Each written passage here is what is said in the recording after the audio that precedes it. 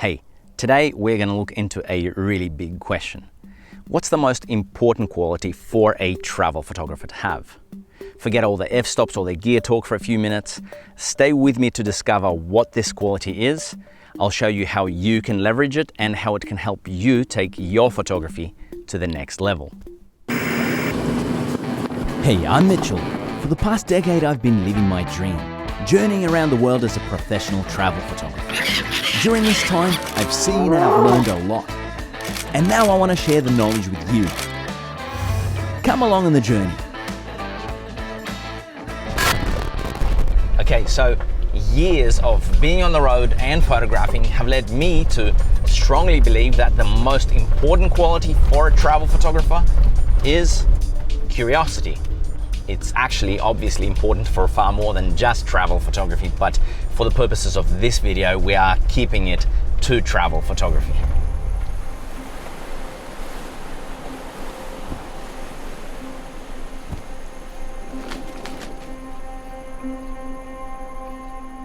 I'm coming to you from Peru. I'm still here. I've said a few times how amazing this country is. I wanted to stay longer. My family wanted to stay longer. We managed to get a visa extension, had to drive all the way back north for it, but we did take some amazing detours.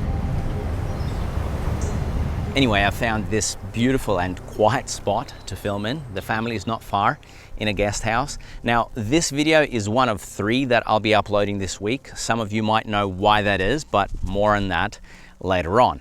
So, why curiosity?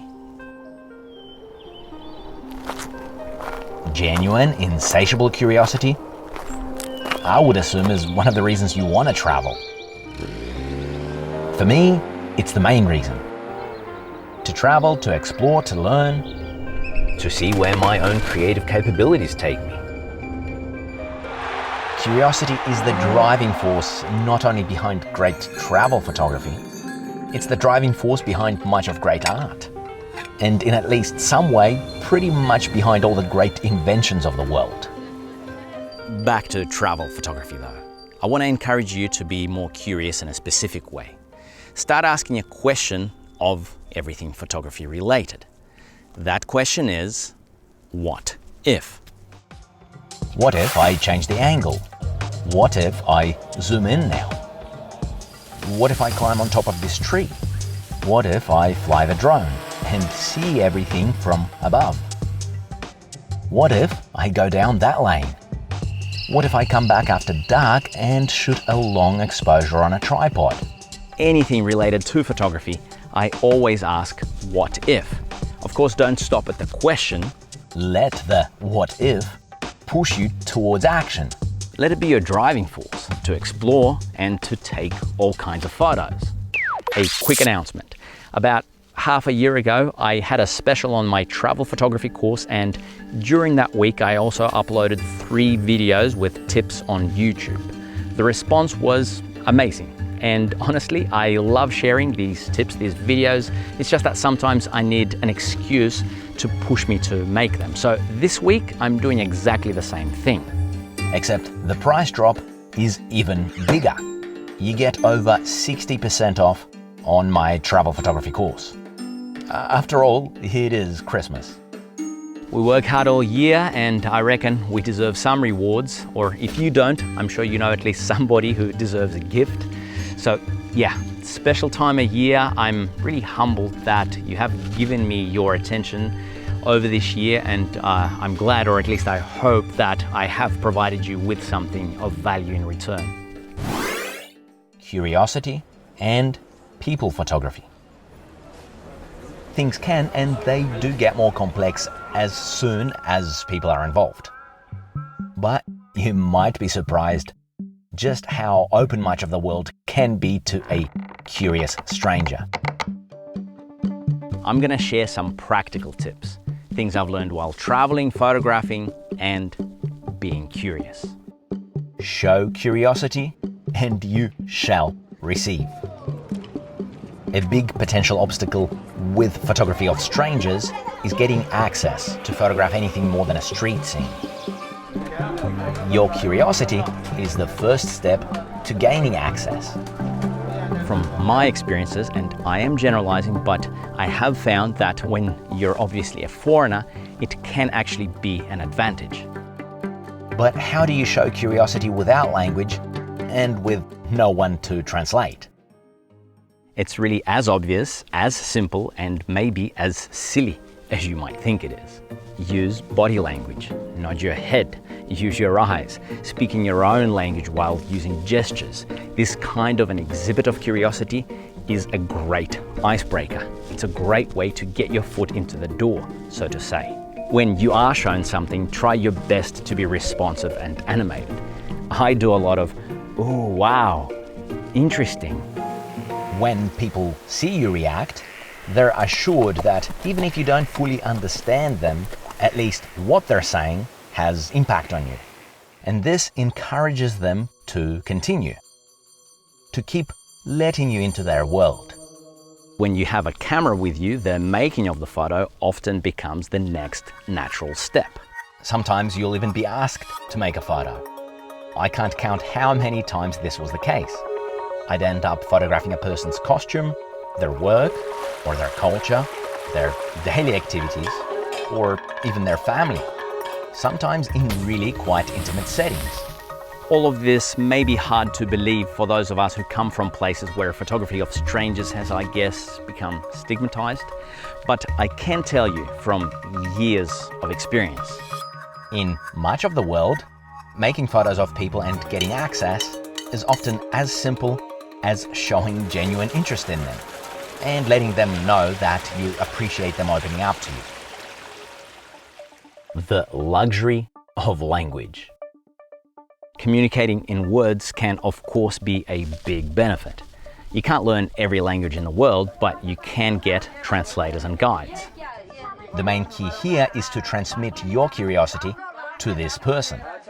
Then make sure that they transmit it to the people you're photographing.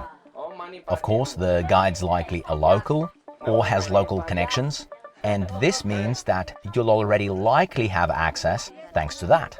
But I have noticed one thing. The dynamic is always better when the people feel your genuine curiosity and aren't only letting you into their lives because of the guide. Speaking the language as a foreigner can be huge. If you've learned a foreign language, people generally give you at least a little extra respect. Naturally, they feel more comfortable when they're able to converse with you. Language is a big reason behind why I'm in South America at the moment. I learned Spanish in uni and it's opened up many opportunities. I can start small talk, I can be specific with what I ask, I can find out what I need quicker, and I can relate to people more effectively. All of this, of course, can lead to more access and more photo opportunities. Challenges. Of course, things aren't smooth all the time. Ironically, it's when you're not obviously a foreigner that suspicion can arise. I am generalizing again, but these are my findings, and here's a good personal example. My native Belarus, where I look as local as I can possibly look anywhere. Over the years, I've traveled and I've photographed some elderly folk in the countryside of Belarus. Here, my curiosity set off a few alarm bells. The reason? The years that I photographed most intensely were marked by young people from the cities scamming the rural old folk out of money and valuables. The elderly became suspicious of young strangers. In their eyes, I fit the profile. I asked way too many questions and the whole thing seemed like a cover-up for something bad. So there are different reasons why curiosity may be seen as a threat in some places. It usually has nothing to do with you. It's about what happened before, what formed people's perceptions of strangers. None of this is a reason to stop being curious. So what do you do in those situations? Remove the threat. Whatever negative things they may be thinking of you, your aim is to change their minds as soon as possible. I've found that just the energy you project is very important. A warm smile, looking people in the eyes when you speak, being humble, respectful, sharing something personal before they even ask. These types of things, along with a simple explanation of who you are and what you do, usually work well. Very rarely is some sort of an in-depth explanation needed. And even in those cases, it's usually just to the point where they understand, oh, okay, yeah, he's not one of the bad guys. Sensitive situations. There are some things which are sacred, which are particularly meaningful to people, even intimate. Here's an interesting conclusion I've come to though. In general, people love it when you show interest in those important sacred things. Those are often the elements they want to share. They'll answer almost unlimited questions about those topics. It's the next step, the making of photos, which can be problematic. Even so, I'm constantly surprised by just how open people are when they feel a genuine sense of curiosity from your side. Negative reactions. I'm sure that many of you want to know whether anybody has reacted really negatively towards my curiosity, whether I've been outright rejected. Okay, so in a period of about, 15 years, I can say that I can probably count those experiences on my fingers. And I'm going to tell you about what's probably the worst experience that I've ever had. It was in this village, deep in the mountains in Tigray, Ethiopia. As you might be guessing though from the photos, most of the people I met in the village were actually lovely. However, the main reason I went to the village was that every morning on the church grounds, exorcisms were performed. So we met the priest, asked all sorts of questions through my guide, but before long, the priest made it clear that he didn't want to share anything else. In fact, he suddenly turned hostile. His words were pretty extreme. If you even come to watch the exorcisms tomorrow, blood will be spilt. Many of the villagers were outraged when they heard this. They said that the priest was there to serve the people, and the people wanted their guests, meaning us, to see what they came for from so far away. Yeah, I could have made some unique, potentially great photos, but it was clear that I'd be creating a divide within the village, and I did not want that. Sometimes I think we should take no for an answer. For me, the human side always comes before the photography. If you have this attitude, it's unlikely that your curiosity will ever get you into any serious trouble. Probably why I've been out of trouble all these years. I want to share a little lesson that I learned many years ago. I'm sure that this lesson will resonate with many of you. I still remember it till today. For whatever reason, after we leave childhood, curiosity is often discouraged. Strangely, even in institutions for learning, your own peers can pressure you into not being curious. My lesson came unexpectedly while I was at university. I was attending this video class. I really wanted to learn about video, and YouTube wasn't around back then, so I kept asking countless questions. At least half of the class would roll their eyes at me. Curiosity killed the cat. Mitchell, mate, not another question. I want to get home on time. All sorts of things to shut me up and to get on with their lives. I reached a point where I hated this class and didn't want to ask anything anymore. Now, the teacher, he was somebody that I looked up to.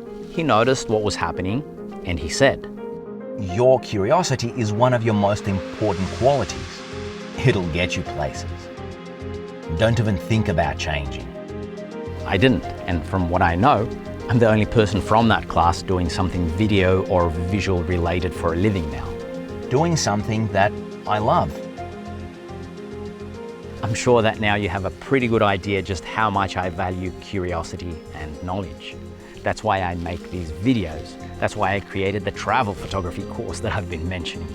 It's day one of the big Christmas special. It'll last till the end of the week, and I'm uploading the next video on Wednesday. So make sure you subscribe, click the bell. Till Wednesday then.